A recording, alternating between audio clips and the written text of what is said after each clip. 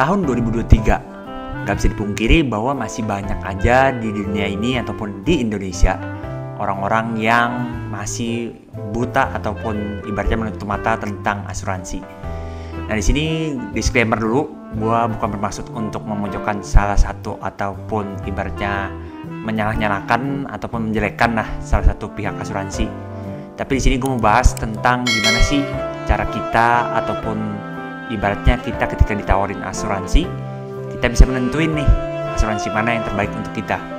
Karena lu bayangin kalau dilihat di sini, asuransi kita yang ada di Indonesia itu kurang lebih totalnya ada lebih dari 50 asuransi.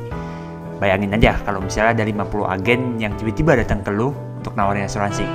Dan di sini gue pastinya bukan menawarin asuransi, gue hanya membahas dari sisi laporan keuangan ataupun kira-kira dari sisi finansialnya. Kira-kira perusahaan asuransi ini gimana sih pandangan gue pribadi. Mungkin ini bisa ngebantu lo untuk nentuin asuransi mana sih yang sebaiknya kita ambil. Nah, tapi sebelum itu gue mau kabarin dulu karena ini bahasnya cukup berat. Langsung aja yuk kita masuk ke inti videonya.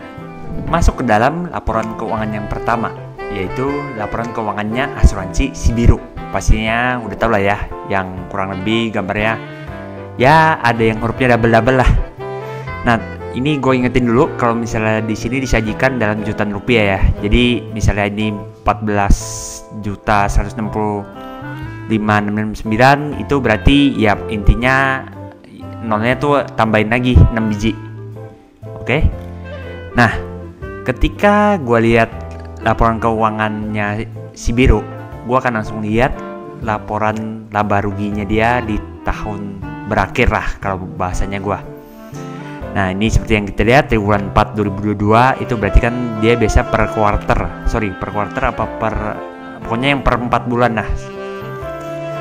Nah, jadi gue akan langsung turun ke laporan laba rugi komprehensifnya.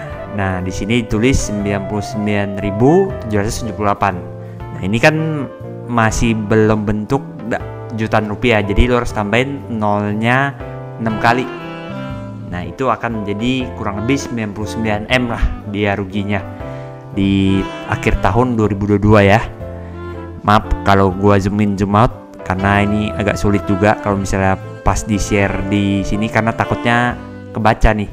Aduh, dewan komisarisnya juga ada. Ntar gue blur juga ya. Mohon maaf.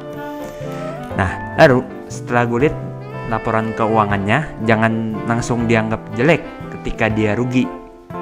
Cek lagi ke asetnya dia. Nah, asetnya itu biasanya di sini nih, laporan posisi keuangan. Kalau ini kan laporan laba rugi, kita masuk ke laporan posisi keuangan. Biasa ini aset versus liabilitas lah.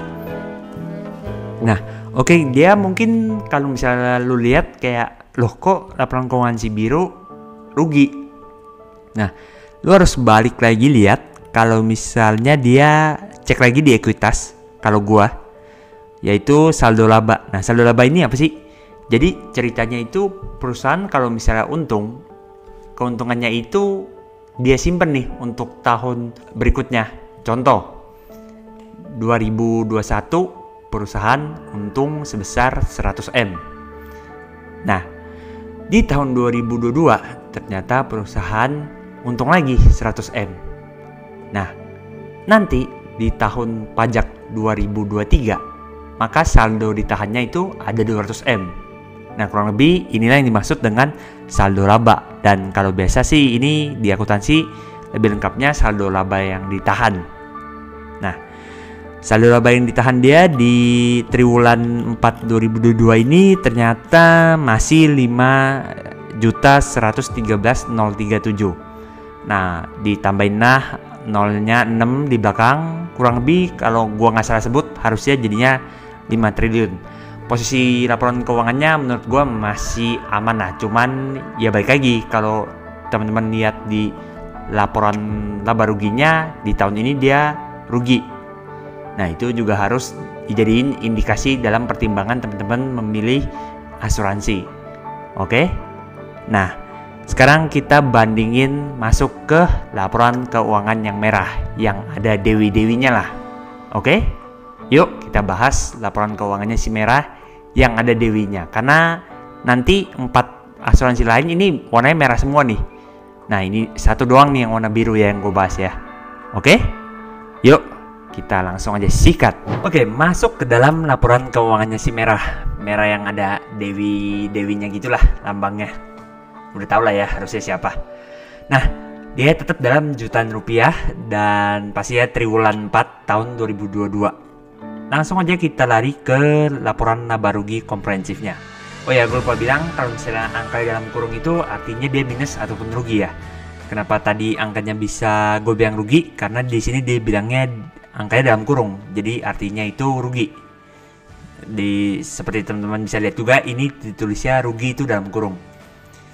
Oke, langsung aja kita lari ke laporan laba rugi komprehensifnya. Ternyata angkanya itu sebesar 2.287.142. Itu cuannya dia di tahun 2022.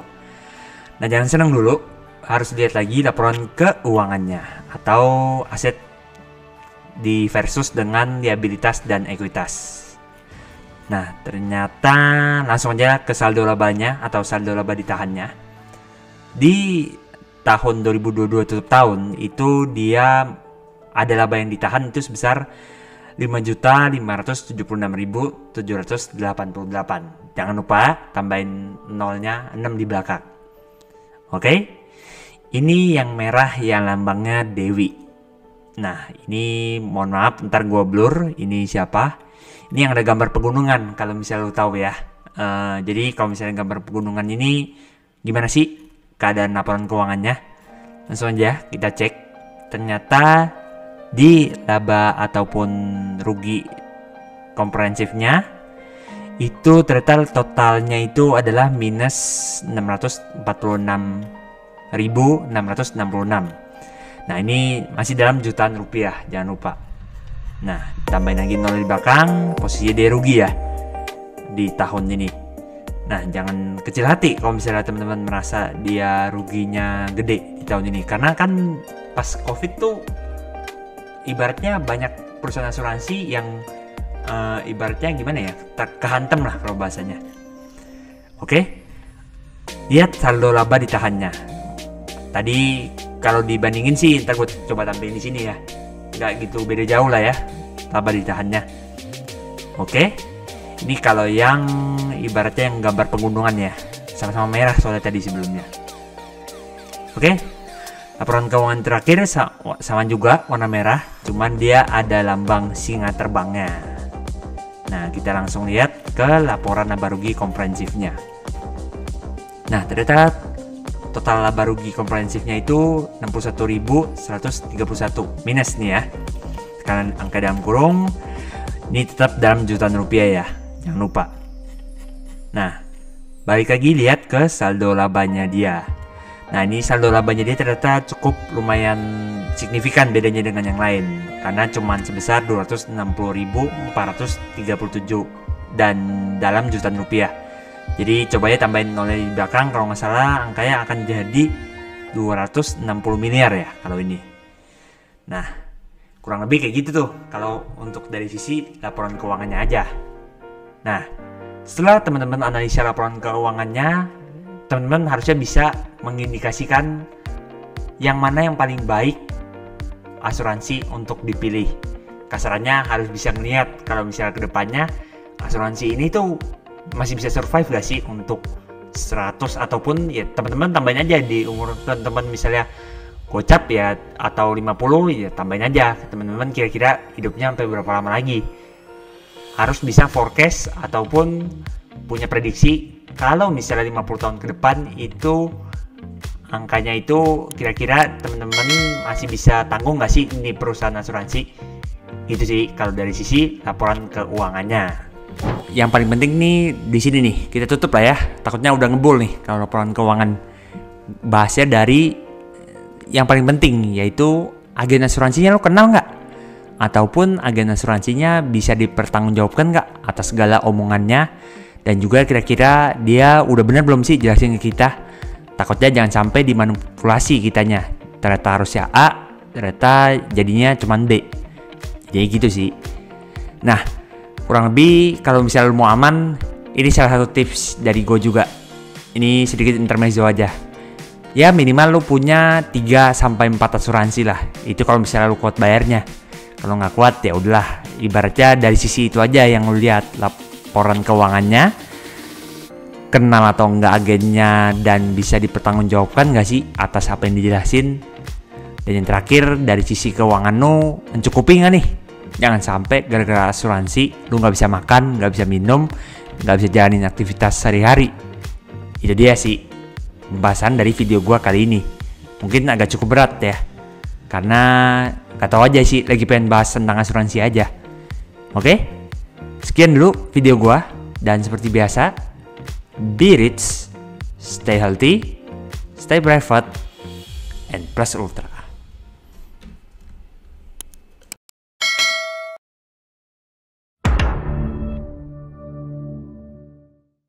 Gue mau ubah sedikit style gue dengan memakai topi dan juga pastinya mic yang baru dibeli ya. Ini dikasih satu kolega gue lah.